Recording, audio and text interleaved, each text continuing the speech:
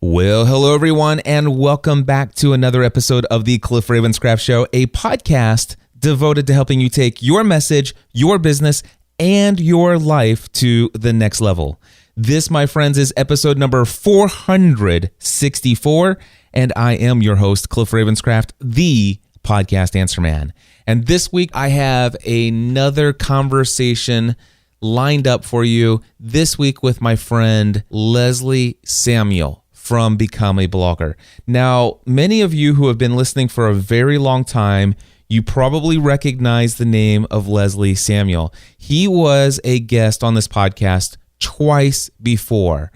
One episode devoted totally to his story about how creating online content, specifically YouTube videos at the time, on the topic of biology actually helped him land his dream job of becoming a college professor, even though he did not have the number one requirement of becoming a college professor, which is actually having a PhD. Now, if you want to hear that story, which, by the way, I do encourage you to go back, head over to podcastanswerman.com/251, because that was episode number 251 from March 2012 when we shared that full story. At least that was the full story at that time. Things have changed for Leslie since then. He has since left his dream job to actually create his dream business. And in this week's episode of the Cliff Ravenscraft Show, I am going to now share with you a pre-recorded conversation that I had with my great friend Leslie Samuel earlier this week that I believe is going to inspire so many of you. Let's jump into that right now. Leslie, what is up, my friend? Not much, man. How are you doing? I have never been better. It gets better every single day. If you didn't answer that, I would be like very disappointed. That's what I expect, man. You know, I've had that saying for so long, and every time I've ever said it, there have been times when somebody will ask me, and I don't say that because there have been some, there are always ups and downs, right? Definitely. But you know what? Ever since I got back from the Tony Robbins event, that has been my response. And it's dead on, dude. Every single day, new gifts from God, which are, these minutes that he's given us that are priceless, life is just awesome. Oh, it definitely is. And actually, ever since you've been back from the Tony Robbins stuff, I've been checking out Tony Robbins even more. I watched the documentary on Netflix, and I love the stuff that's going on there, man. I love the inspiration. I love the way, at least from what it seems, from someone that hasn't been to one of these events, the way that he helps you to come to these breakthroughs and just kind of like burst through your fears and the doubts and all that stuff. So I think it's pretty awesome. Well, I've invited you on the show again, and I think this might only be your second time. It could be your third. I can't remember. Do you know? I think it might be the third. I think the first time it was like when you were doing a Blog World or something of that sort. Yeah, that I believe that's right. But there was an entire episode for anybody who's listening and wants to hear the beginning part of Leslie Samuel's journey, episode 251. And by the way, this is episode 464, so it's been a while. Oh, wow. It has been. Man, has it been that long? It was March 2012 that we did the full-blown Leslie Samuel expose of how you basically you created YouTube content about something you were passionate about biology, and it ended up landing you your dream job as a college professor, even though you didn't have any of the qualifications that were required to get such a position. Oh, man, I remember that interview very clearly. But, man, so much has happened since then, man. There are a couple reasons why you're on the show. First of all, obviously you are experiencing an entrepreneurial journey, how content has played a role into leading and guiding you to new opportunities, and just how important it is just to be consistent in producing content and just what doors open up to you. You're a perfect example of that. Let's just say, I want to encourage people, if you want to go and learn more about Leslie Samuel's earlier part of his journey and how he landed his dream job as a professor, go back, podcastanswerman.com/251. But let's just assume somebody remembers that conversation because they've been following you ever since, or somebody's just listened to that. You landed your dream job as a professor. What happened with that job? So this is interesting because For a lot of people, the story will go like this. I had this job and I hated it and I wanted to get rid of it. For me, that's absolutely not the case. I actually loved my job. You said dream job, right? It was what I wanted to do. I wanted to be a university professor. And then I was a university professor and I enjoyed it. But then a number of things happened. Number one, I was a university professor and I was doing my online stuff on the side because I needed to make some more money to make ends meet. My wife wasn't working anymore. She was at home with our son, or my son came after I became a university professor, but she was at home. And I needed to make some more money. So I'm doing the university professor thing. I'm running my online business. Then at a certain point, they required me to go on for a PhD, which they were going to pay for, which they started to pay for.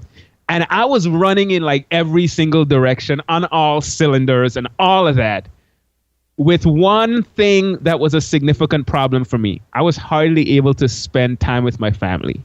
I was hardly able to, we had our son and my wife was working like around the clock with him, and I wasn't able to be there the way that I wanted to be there.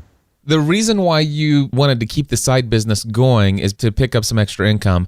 That was one reason. The other reason is because I love what I do online.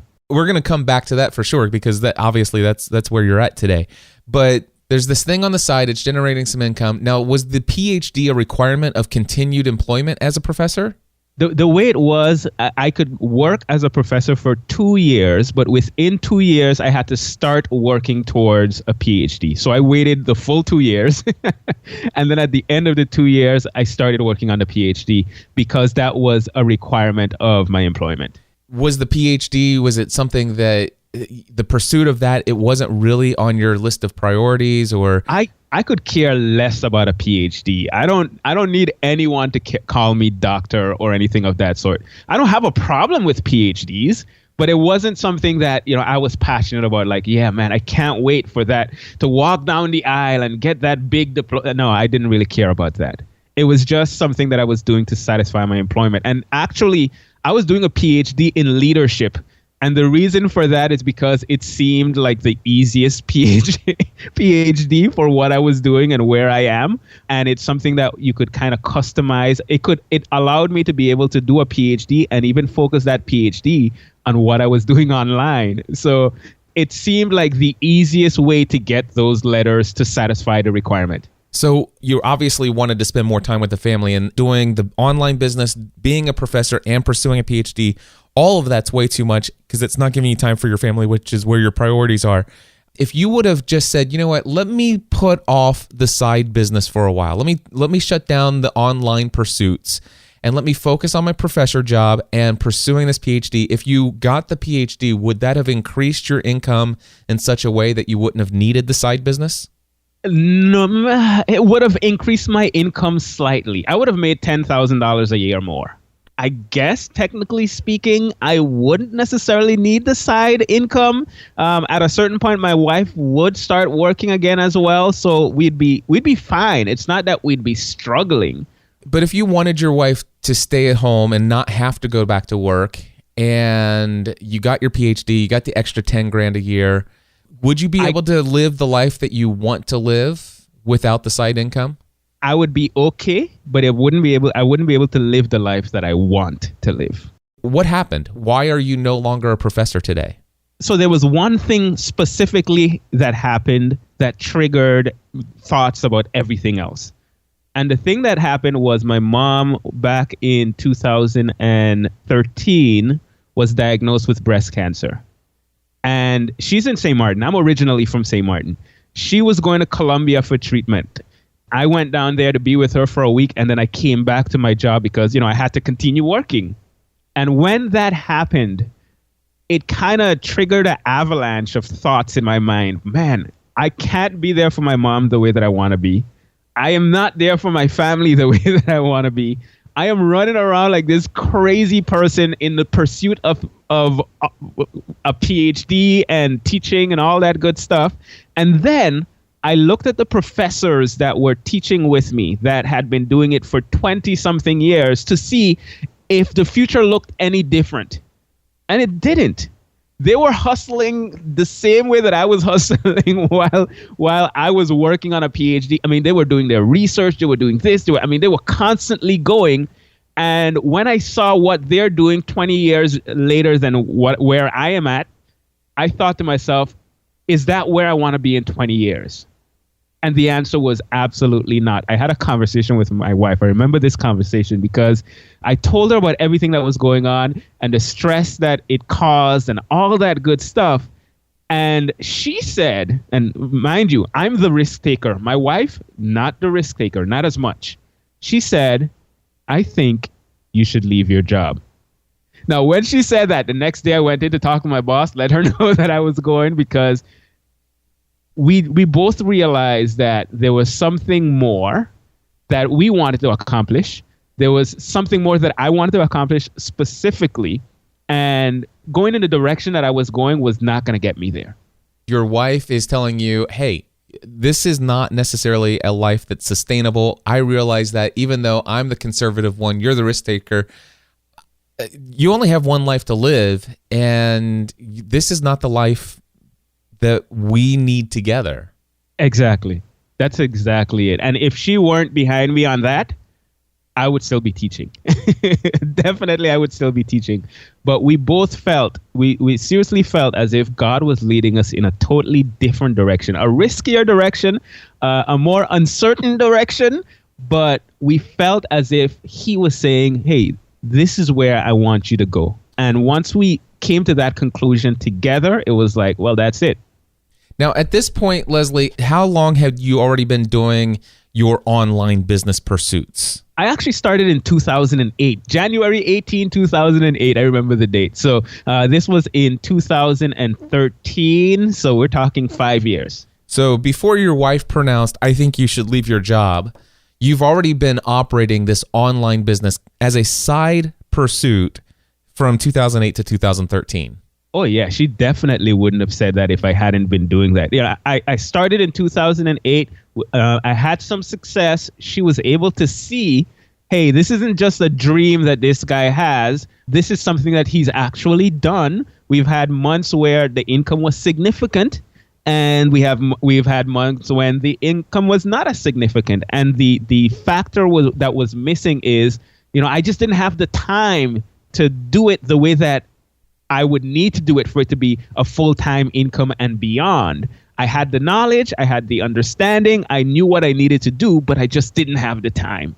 Was there ever a time where the side business, while you're still a professor, actually generated more income for you than you did as a professor? I'm just curious. Oh, yes, there were.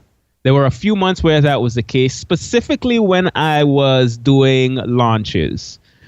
Because I have a program that I run, and I remember the month that I launched it, it definitely did more than I did at my job. So there were some months where that was the case. Why not do more launches? That's just, I know this is completely off the track of the journey part, but I'm just curious now, why not more launches? Why aren't you doing more launches? Well, the time. You mean back then, right? At that time, or right now? I'm talking about right now. I'm thinking about Leslie and everything I've heard over the last couple of years. Why aren't there more launches? Because I wanted something that's more consistent. Gotcha. A launch is great, but then this month, hey, we're doing very well, and then next month, not as much. I wanted to build something that was a little more stable and not dependent on those one-off launches. Gotcha. All right, so going back to the journey, and your wife tells you, "Hey, we've seen some success. There's been some great months. We know that there's something here. There's a business model here.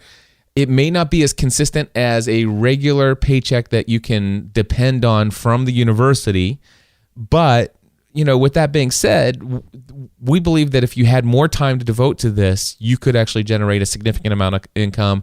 We'll just have to learn how to create this emergency fund, create buffers for this, the month when income isn't as great. Yep. Your wife says, let's do this. So how long of a notice did you give, and what was that time period like? Yeah, I actually gave a long notice. This was in November that I had the conversation with my boss, and I let her know that I was going to finish the school year. So by the end of June of the following year, that's when I would be leaving. And the reason I gave that much time is because my job is it was a serious job. I mean, I was teaching classes like anatomy, where you're dissecting cadavers, neuroscience, and pathophysiology. Really, this was at the doctoral level for students that are going for their doctorate in physical therapy. So to find someone for that position takes time, takes a lot of work. And then we had to have kind of like a transition period where they were working with me and I was training them on certain things and getting them up to speed with all of the things that were a requirement for that job. So they had a significant amount of time from about October, November, all the way to the end of June. And what was that time period like when you went into the day job, the professorship, teaching and preparing for these classes? But yet you knew that you needed to start ramping the side business things up a bit. It was hectic, dude. I mean, because I know that, hey, I'm going to be leaving my job. I need to start building my business. Okay, so that's one part of it. Not start building my business. I need to kind of take things up to the next level. That's one part. The next part is I still have a tremendous amount of responsibility at my job, and I can't let that slide. That's another part.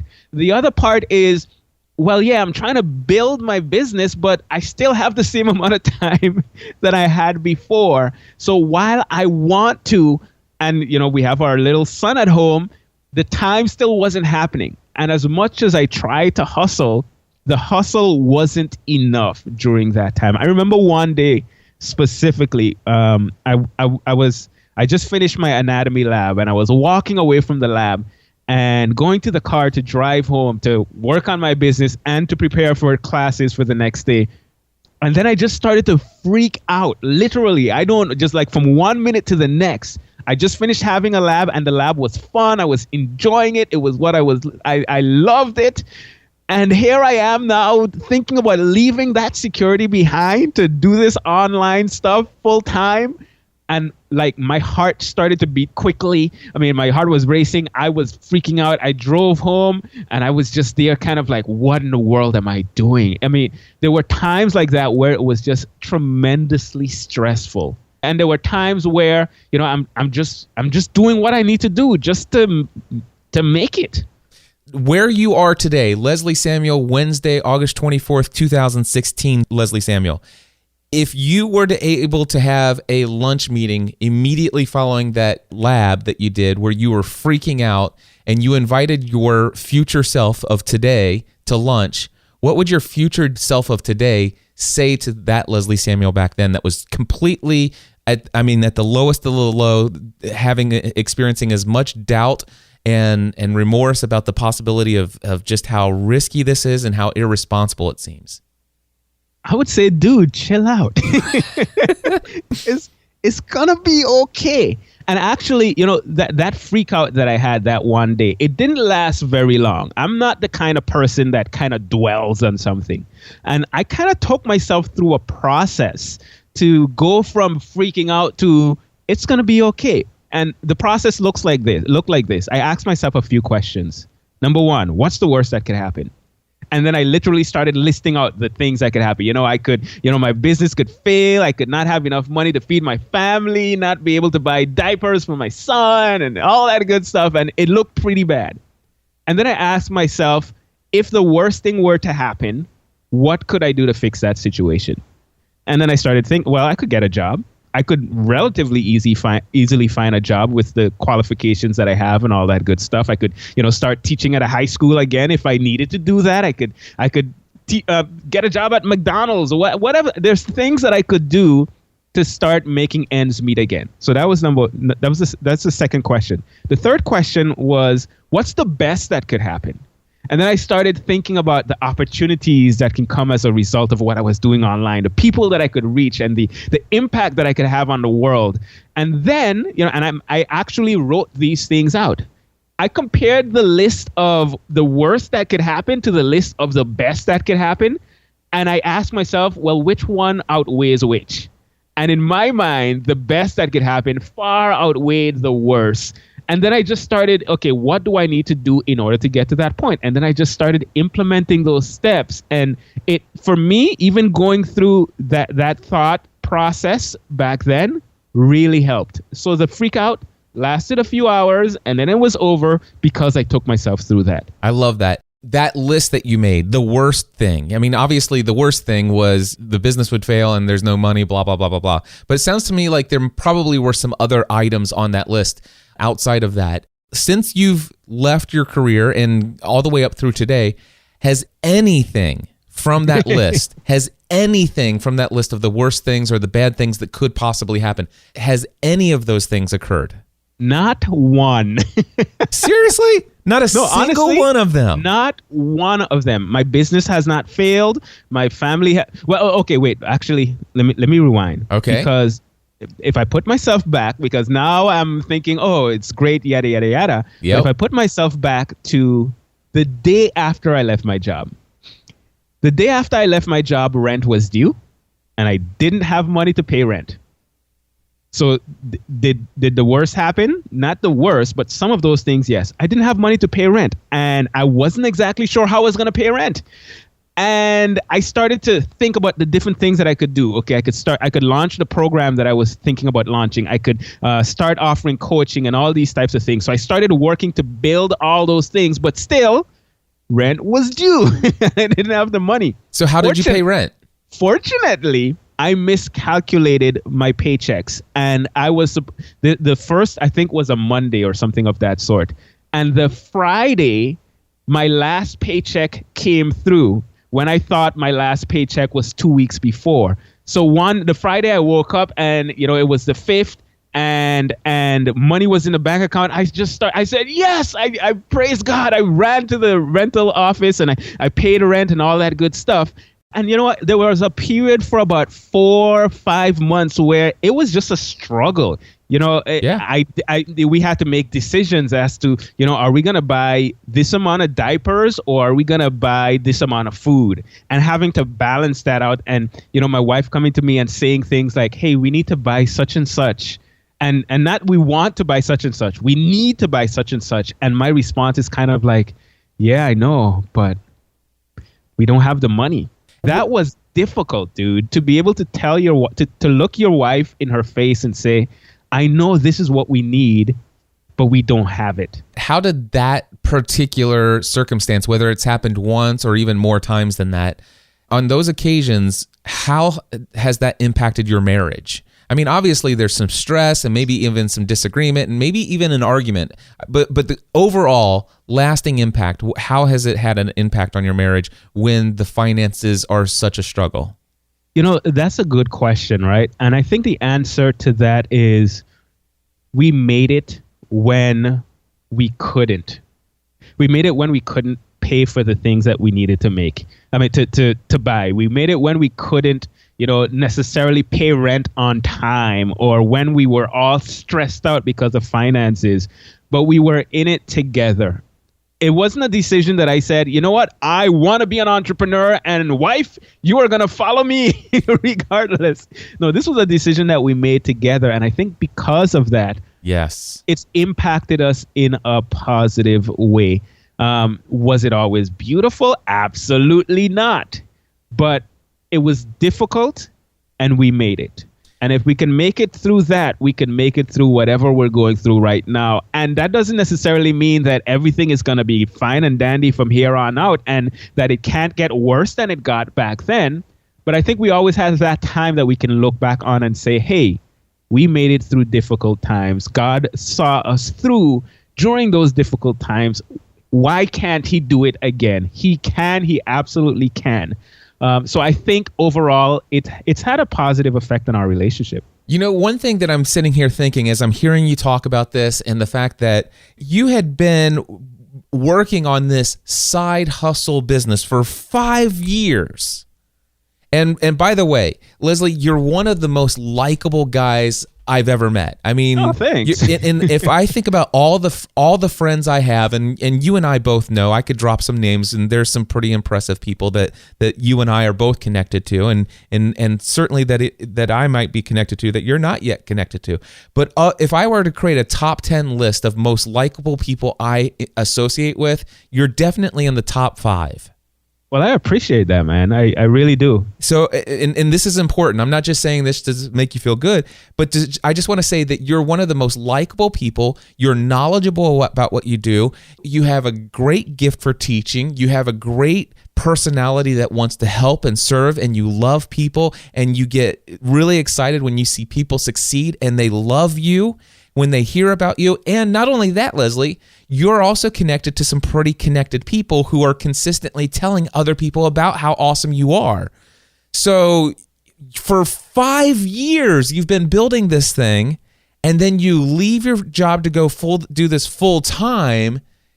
And this is the key thing, and this isn't to say anything about you. I think this is something that I, as a coach and a mentor to other people, I want to expose the truth of what this is. After 5 years of building a massively growing audience and being as connected as you are and as likable and as capable as you are, having an existing audience and doing this for 5 years, you still experienced struggles to the point where, you know what, you didn't even get rent paid on time a couple times. Yeah, it's easy to look at people that those people seem that like, man, things are just great for them. And I think even, the way we interact on social media, we share a lot of the positive things. If I have we criticize that, but if I have a photo album, right, at home, I'm not going to take pictures of the terrible things that happen and put it in the photo album. That's just not typically what we do. That's not what we share. But when you see us on social media, we share a lot of the positives. Now, some of us go beyond that and share, positive and the negative. And I think it's important for us to have a realistic perspective of what it takes in order to get to the point of that we see so many people. They look so successful. They do a launch. It brings in 6 figures. It this and that and yada, yada, yada. And I've been working so hard, and look at where I am. And the reality is, behind all of those successes, most of the successes that I've seen, unless someone came from a wealthy family and all that good stuff, and even in those cases, there's a lot of struggle to get to that point. And almost always a lot of time. Exactly. And we're not talking 6 months. We're talking sometimes 2, 3, 4, 5 years. Well, think about it, right? 2008 to now 2016, that's 8 years. Is my business where I want it to be right now? Not necessarily. It's still a struggle. It is still a struggle. And the moment we think, all right, I've arrived, I no longer have to put in the work, that is when we make ourselves susceptible to our demise. Absolutely. And I think we need to continuously realize the fact that in order to be successful, you have to work. You have to work hard. You have to keep yourself, you have to keep educating yourself. You have to keep learning. You have to keep pushing, because that's the only way we're going to really accomplish anything great. Absolutely. And I'm so glad that we've brought this conversation to this place, because Leslie, I know you do some coaching with some people as well. I've been doing a lot of coaching and mentoring with people, and the number of people who have come to me and say, Cliff, I have an idea for a side business. I'm like, how long have you been doing this? Well, I don't have a blog yet. I don't have a podcast. I don't even have a mailing list. I don't have an audience. Okay. Tell me what you want to do. Well, I have a lot of experience, and I have a desire to help people. And what I would like to do is take my experience over the last 20, 35 years, and I want to be able to help this group of people, and I want to create these products and services. And basically, within the next 18 months, I want to be able to leave my day job and pursue this as a full-time career and make at least as much money as I'm making in my day job. And I'm like, while it's not absolutely impossible, it is highly unlikely that will ever happen. Because here's the thing, right? People don't care about your knowledge and expertise and experience. But you know what people care about? If you are someone that has been providing them with value consistently over a long period of time, you've earned yourself, at least in their minds, you've earned the position of someone that they're gonna buy from, or someone that they're going to trust to help them make very important life decisions, because you've been there consistently. You've showed up. You've become that trusted expert's friend, and you cannot accelerate that process. You can't just rush through that process. That is something that takes time. Absolutely. So you've left the day job, you left the professorship, you're running your own business. You've been doing this for 2 or 3 years now, right? 2.5 years going on 3. All right.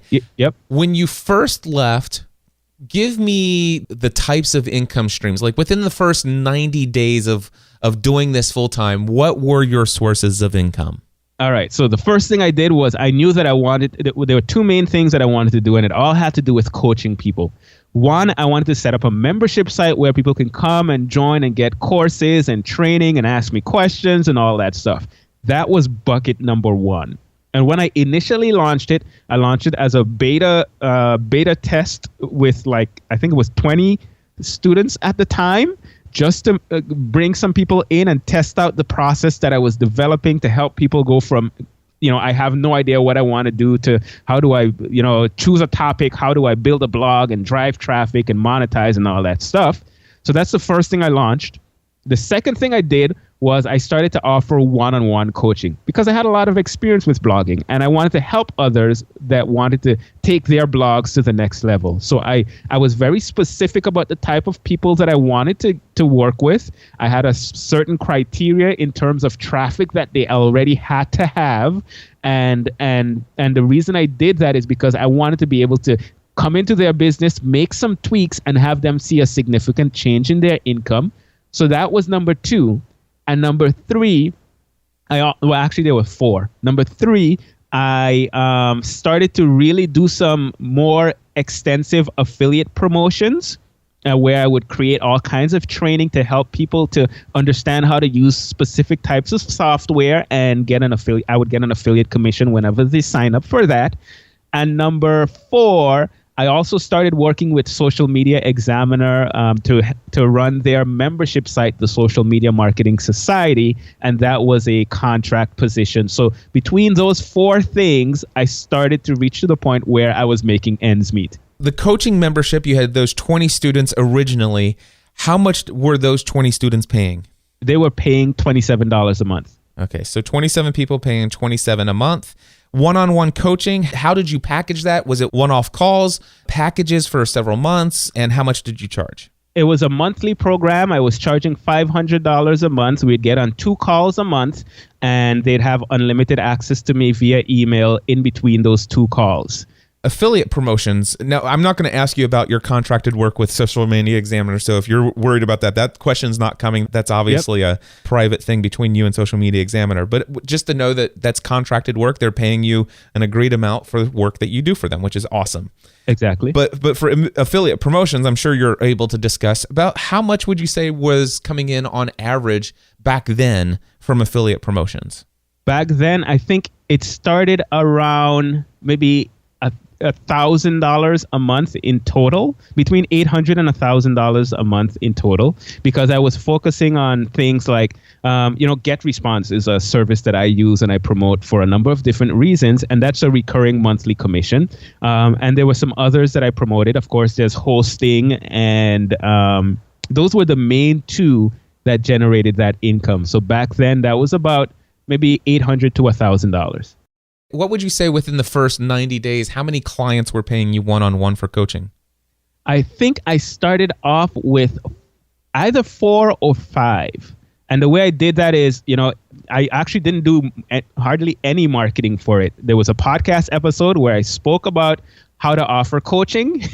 And then at the end, I said, hey, by the way, I am offering coaching. If you're interested, come and fill out this application form. And that was it. And then the first 4 people started, and I hadn't advertised that service again for the next 2 years. All of the other clients just came from referral from previous clients. Those are your 4 streams of income within the first 90 days of doing this business. What are your income streams today? Are there any additional streams of income? No, those would be all. Well, there was a time where I started doing some consulting for for GetResponse, actually. So in addition to the contract work that I was doing for Social Media Examiner. I started doing some for them, reviewing, giving them feedback on features and products that they were working on. Gotcha. So it's another contract work, but contracted work, if we put that into a bucket, that would still be item number 4. Exactly. So it's still those 4 income streams to date, but the proportions have changed significantly. Excellent. So today, how does the coaching membership look? Okay, so the coaching membership is still around the same price. Okay. It's still, not around, it's still $27 a month, depending on how you join it. The first month is free now, and then you continue on with the $27 a month. The one-on-one coaching, the price has increased to $700 a month now. And the affiliate stuff that I'm doing, that, of course, makes up a larger chunk of my income now. I think I get between maybe closer to $2,000 with everything combined. So there's that. There's the coaching and the membership site. That's a bigger chunk of my income now, and the consulting for Social Media Examiner and GetResponse. That's significantly smaller than it was back then. Have you reached the point now that you're 2.5 years into this, where your income has reached on average the same as the professorship, or has increased above it? It reached the same as the professorship after 5 months. Oh, wow. So it took 5 months. It took 5 months, and I matched my income, and then it increased from there. Since it increased from beyond my professor's salary, it has never dropped below it. That is awesome. That's one thing, and I can almost assume this, but I want to just get it out here. Let's just assume that you would have gotten the extra $10,000 a year as being a PhD in the professorship. Has your income from your business today exceeded even what that would have been? Definitely. See, I love it. I love it. Because that's the thing. There's no ceiling on your income at this point. Yeah, but let me tell you one thing that has happened, that just to put it all in full context, it increased significantly above what I was making as a professor. As a professor, I was making about $6,000 a month, and my income from my business went to about $11,000 a month. And then it kind of came down over, when my daughter was born, it came down to about $7,000 a month-ish, maybe a little higher than that. So it's kind of come down significantly, because when my daughter was born, which was early this year, I just took a break from work, like completely, almost completely. I was still doing a little bit here and there, but I didn't want this second birth to be like the first birth where I wasn't there. I was hardly there. This one, I spent significantly more time with my family, and of course with my son, especially so that my wife can be with my daughter and all the stuff that comes along with that. So I just withdrew from business for a minimum of 2 months, and then since then it's kind of increased a bit, and now it's back to, hey, I'm working fully on my business, so that I don't want my income to drop any lower than it did when my daughter was born. Right. So I'm working on bringing it back up. But that's kind of how it has gone. And I know I'm disclosing a lot there, but I'm kind of an open book. Well, but that's how it's been on that journey since leaving the job. Well, I appreciate that. And I know my audience appreciates that too, because, I don't expect everybody to reveal their numbers or be that authentic and transparent about all these things. But when you are willing to do that, it really does give people an idea of what's possible and what some of the real numbers are and stuff like that. And how cool is it that you could take 2 months off to experience that? I mean, it's something that you couldn't do as a professor. And I had the same thing. I took off 8 months in 2015 to work on my health and fitness. Yes. I mean, literally, I did almost nothing for 8 months of 2015, and my business was still generating enough income to keep everything running smoothly. Nothing got behind. There was no, we still remained debt free, all of that stuff. And yeah, we have that freedom. We have that ability because of the kind of work that we do. And I happen to know that you also traveled to the Bahamas. Let's put it in full context, right? After leaving, struggle, very much of a struggle. Within 5 months, matching the salary, maybe about 8 months, going significantly beyond that. And the focus then was just paying off debt as much as we could. And then it kind of came down, so you can't pay off debt as quickly as you would like. So there were challenges all throughout the way. When you're running a business, you're responsible for many more things than, health insurance and all these other things that maybe you didn't even think about when you were leaving your job. So it was a struggle. But the freedom and flexibility that I get as a result of it, yes, it's more stressful because there are more things that are resting on my shoulders. But for example, as you mentioned, we spend over the Christmas break, we spend about a month and change in the Bahamas, where my wife is from. This Christmas, we're going to spend at least a month in St. Martin, where I'm from. I'm going to St. Martin next month for about a week and a half. I'm able to be not just with my family here, but, we were in the Bahamas maybe 3 months ago. I'm able to do all these different things and be in these different places and still work on my business. And for me, it's awesome. So I'm here in my basement right now talking to you, but I'm creating content, and that's reaching people all over the world, having an impact. I think if anyone is listening to this and they feel as if they have value to provide, they have knowledge or they have an expertise that can help someone else accomplish something that helps them to get a little closer to their goals, why not put it out there? Why not take a little bit of the risk in terms of the time that it's going to take for you to invest and create that content, whether it's a podcast, a blog, videos, whatever the case might be, to provide value to the world? Why not? Why not have that impact? Absolutely. Why not go through the struggle? It is worth it. Well, Leslie, I really appreciate you coming on the show. And again, on behalf of my audience, I thank you for the amount of transparency that you've brought to the table and just sharing the journey. And I agree with you wholeheartedly. I believe everyone out there should take their experiences in life and use it to help serve other people, help make everyone's life better as a result of the things that you have experienced and learned, and sharing it with others is just incredible. And by the way, guys, I'm not kidding when I say Leslie Samuel is one of the most likable guys I know. He's knowledgeable. He knows whatever you need to know about blogging. And by the way, blogging is something that is not necessarily my main focus. So if anybody's interested in learning more about becoming a blogger, Leslie, why don't you tell them where the best place to find some of your greatest resources? Yeah, the best place right now is to go to bloggercoaching.com. And if they go there, they're going to get access to my membership site for free for 30 days. They don't have to put a credit card, anything of that sort.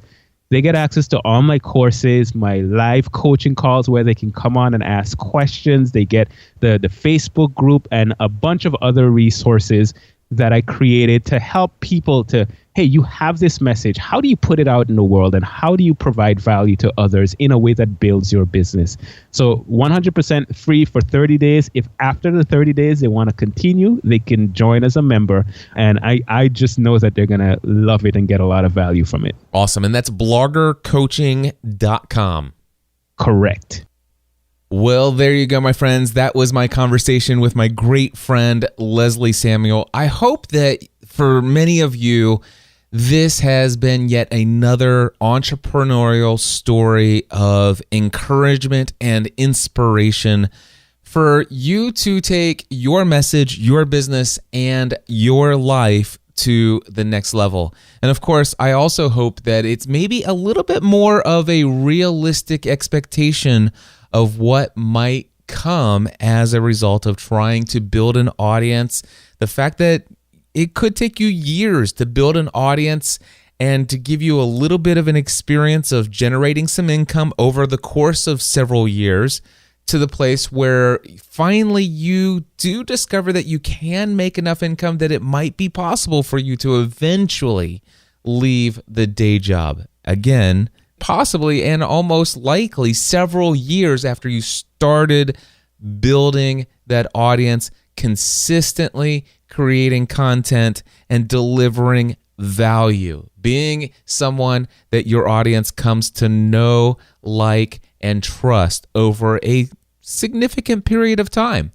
And then things have the opportunity and the potential to take off. One of the things that I just want to remind people, Leslie had been building this thing for 5 years before he finally left the day job to pursue it full time as his career.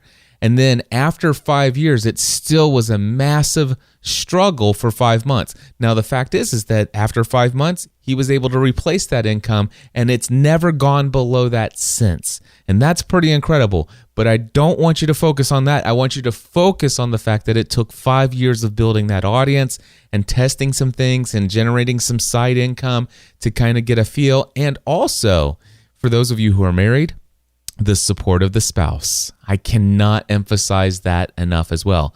But yet this is more in line with what I have seen and experienced with all of my friends online, and even some of the people who are super successful today. Some of the names that I could bring up, you would recognize. You look at them today and you think, oh my gosh, I'd give anything to do what they're doing. And if I could ever get those guys to be as transparent behind the microphone as they have been with me personally in private conversations, I think you'd be blown away by the amount of struggle and temporary defeat that even the most successful people you look up to and idolize as your online mentors. And I will tell you that it's not an easy road to become an entrepreneur. But you know what? My great friend David Foster once told me, he says, Cliff, I don't need easy. I just need worth it.